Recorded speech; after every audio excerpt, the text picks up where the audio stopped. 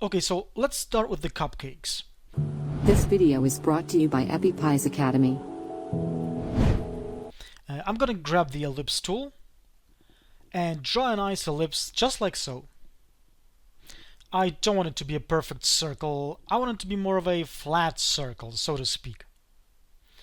Let me zoom in a bit here. Now, with the ellipse selected, I will move it to the left while holding down the Alt key to clone it. I will also make it a bit smaller, just like so. And again, I will clone this guy to the right, just like that. Now I will make sure that all the ellipses are selected. I'll go to the Pathfinder tool and choose Unite, because I want these three ellipses to create a form of a cupcake topping. And I also think that it will look more like a topping if it has some more significant fill. Now I need the base, of course, and I will create it with the rectangle tool, just like so. I still need to give it the right form, so with the direct selection tool, I will drag around these two bottom anchor points. Again, hit S and Enter for the scale tool, and scale them down uniformly until I'm happy with the end result. Now I will make sure it has the black fill and white stroke. I also need to make sure that the base of the cupcake is sent to the back. And lastly, I will add 3 lines, just so the base of the cupcake has more interesting look to it. And I also want to make sure that they have the white stroke and no fill. Okay. Now I will select the whole cupcake, go to Object, Group. Or I could just simply use the shortcut of Ctrl-G.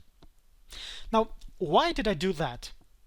Well, because now I want to select all the shapes and clone them to the left, just like so. And grouping in this case simply saves us from leaving some object not selected. Now I want to make this cloned cupcake smaller, reposition it slightly, and I want to send it to the back. Now I want to clone it to the right, just like we did when we were forming the topping. I'll make it slightly bigger maybe, and reposition it as well. And there we go. We got the cupcakes ready. And I think that it's high time we started adding some colors. I got the swatch group ready and waiting for me, which is a combination of colors I found on Cooler. I think I will start with the base of the badge and give it a nice desaturated orange fill. I also want the cupcakes to have the same color for stroke. I want the topping to be a chocolate brown.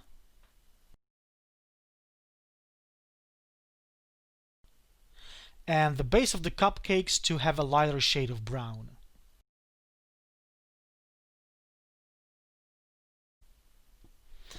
The base of the ribbon will be this autumn red.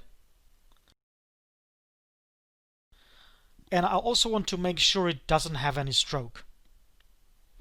The shade in the back will be plain old black. And the bottom part of the ribbon will have the same brown color as the base of the cupcakes. And yeah, I guess we are done with the colors. The only thing left for us to do is the typography, of course, and I will start creating it by selecting, with the direct selection tool, this bottom anchor point. I want to copy and paste it in front. Now, why did I do that? It's actually quite an important step here, guys. Once you grasp it, creating type in this kind of projects will be a breeze. You can see that if I start hitting the up arrow key, you can see that we actually copied the whole path, a line if you will, not an individual anchor point. And this is important because now I can simply initialize the type tool, hover over this line, and notice that as soon as I do that, the type on the path tool becomes active. And this is exactly what I want, because we want to create the type that has the same curvature as the ribbon. So I will click here and start typing. I'll type the king of cupcakes. Of course, type on the path tool is behaving naughty again, and I have to play with it so it behaves correctly. I want to change the font to Berkshire Swash, which I picked up from Google Fonts. I want to make it white, and I want to give it an appropriate size.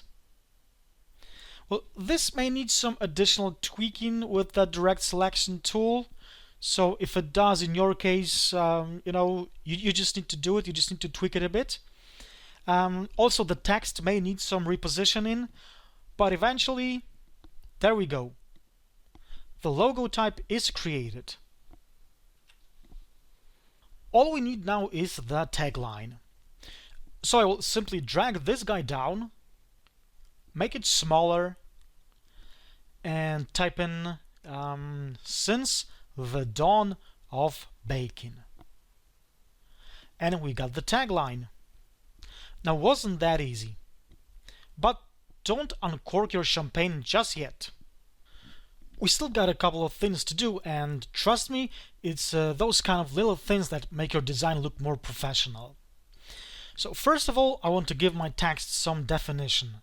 So I will select both the logo type and the headline, go to the appearance palette, click the FX symbol, go to stylize, drop shadow. And I don't want to go too crazy. I'll just enter 1 point for X and Y values and 0 for blur. Okay, now the really last thing to do is to give the ribbon some more definition. I mean, when you take a good look at the original design, there is this little line here that sort of acts like a shadow casted by the ribbon on the badge. And to create it, we will use pretty much the same techniques as we did with the text a second ago.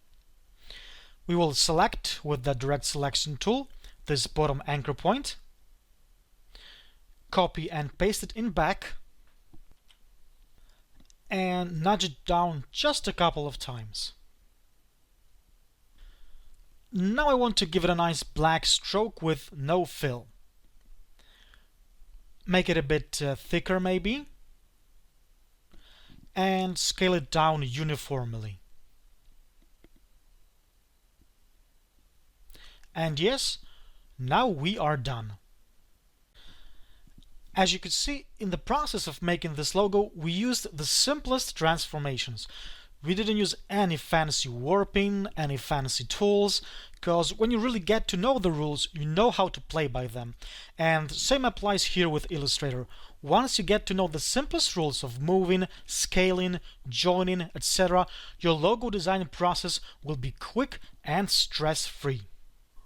Okay guys, this was actually the last video in the designing logos part and the last video of the whole course. I hope you enjoyed it, learned some useful techniques and some tricks as well. My whole goal was to make the designing process as smooth as possible, because I truly believe that you, as a designer, should really focus on conceptualizing, and putting your thoughts and sketches on the computer monitor should consume as little of your time as possible. But don't forget to practice. This is the only way to become a true Illustrator master. In the near future, I will also be putting together some more courses on Illustrator and other software as well. So that's all from me. My name is Dawid Tumiński.